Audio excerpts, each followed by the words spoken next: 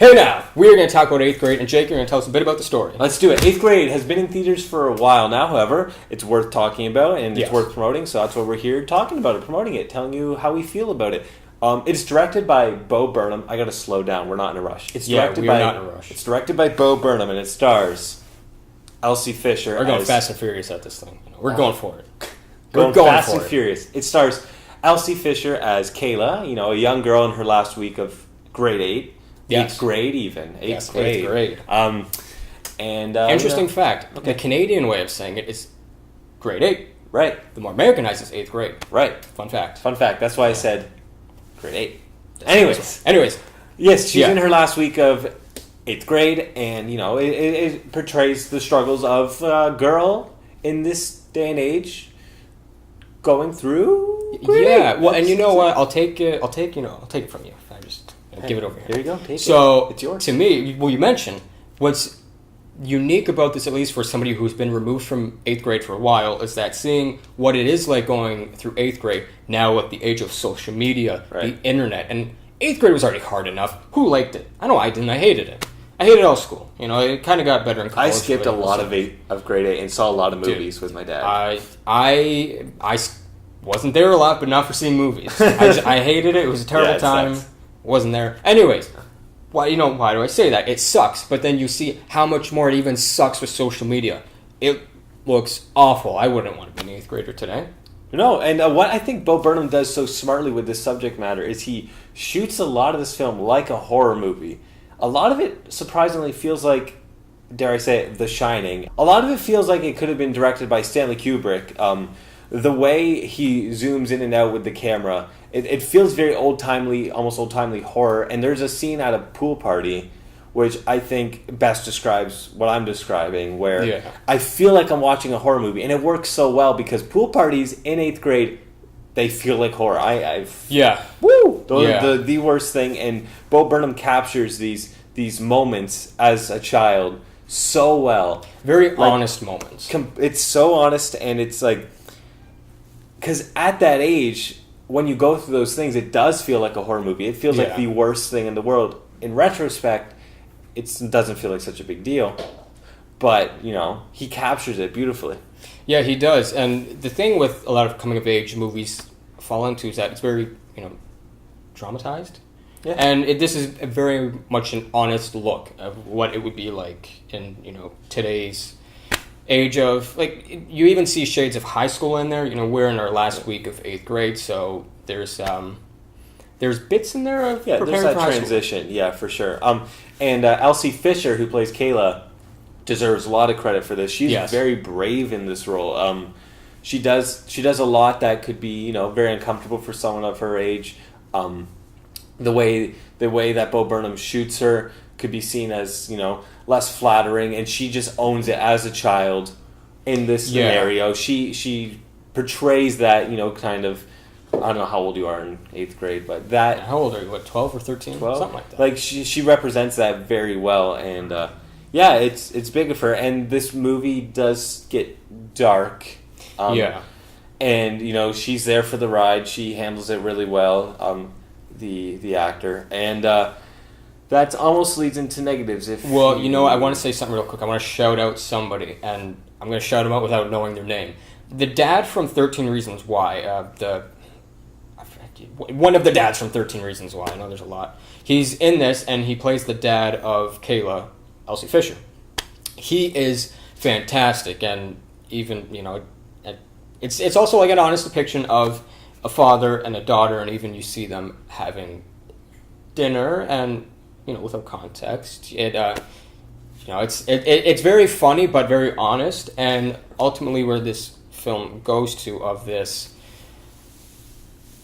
there's how honest this movie is. There's an honest talk between father and daughter, and it's where the movie really gets you if you're into it. To me, what the best thing about this film is that it's very honest telling, as with most coming of age stories.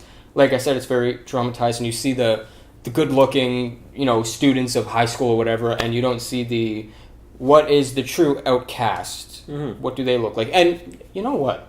We're shooting a review, and this character has a YouTube channel. Right, super meta. She does this. And having a YouTube channel around her age and even younger, I related to that very well. Like, I had the iMovie YouTube channel where, you hear the ding, ding, ding, and then you start talking. I get that, and I love that detail about this movie, the whole YouTube thing. Of course, Bo Burnham, coming from YouTube, understands this very well. I didn't know that. You didn't know that? I didn't know much about Bo He's Burnham. like the most famous YouTuber. Okay. Or he's like, because I don't know about that now, but he has transcended kind of the YouTube space to, of course, mainstream entertainment like this. But yeah, I've been a Bo Burnham fan since way back when he was posting his YouTube videos too, which is nice to see him here. I've always respected him as a comedian and as an artist. I think he's brilliant.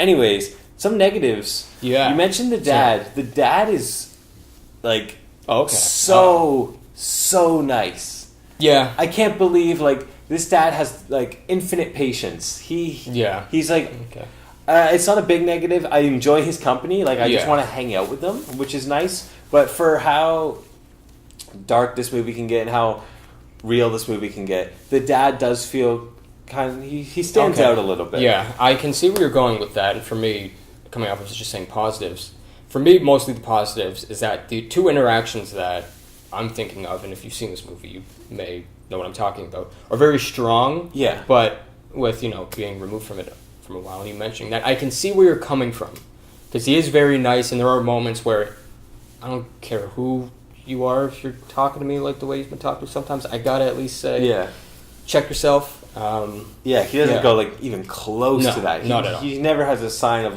oh, come on, or it's just always okay, sure, whatever.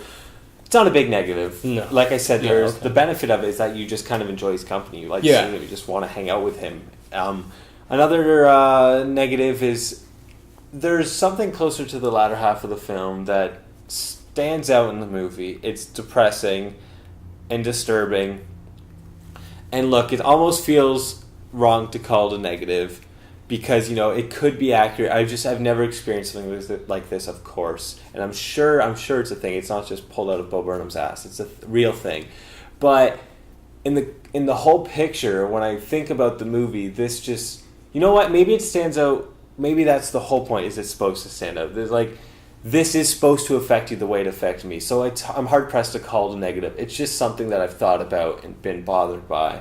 Maybe it's yeah. fine. Hey, maybe by design. When I talk about it, I'm like, you know what? Maybe this was the whole point. In that, I was just enjoying. I was enjoying it and relating to it. And this is kind of fun. I'm like, oh shit! Remember that? So nice that I don't have to go to pool parties anymore. Yeah. And then it was this. Oh fuck. Yeah. To me, the film really switches its drive closer to, in the middle, when you're going into the third act. It definitely switches from you are starting to think more about high school, and that in itself, I feel it's not the strongest part of the movie for me. I feel when we're more in 8th grade and what's going on there, and even there is heavier stuff beforehand, but it's dealt in a lighter tone as to when we get to high school. And as much as I hated 8th grade, you meet despicable people in high school, which this shows. Mm-hmm. And It feels like a different... It kind of feels like a different movie. It feels like 8th grade, but if we're in high school now, which may sound ridiculous, but if you see it, I feel like you would kind of agree. And, this movie does hit, kind of the stereotypes of these. It's got, the boy that she obsesses over, and it's got the slow motion shots of him, and, oh, look at this kid. And, it kind of has, that dorkier friend, too. And it does have, those stereotypes, but it plays with them really well. I know you may or may not have some issues with the very end. I think the ending is handled well. It's sweet, and I enjoyed it. It is sweet. I can agree there. Ultimately, I feel like most coming-of-age movies have similar endings, and I feel this one kind of goes that route. Not to an extreme, it's more of a nitpicky thing, but it kind of feels very thematic from just coming-of-age movies, which it's more of a nitpick than an actual complaint. That's kind of where I'm at. For me, it's a very good story. It's a very good coming-of-age story, and it's a movie I think a lot of people should see.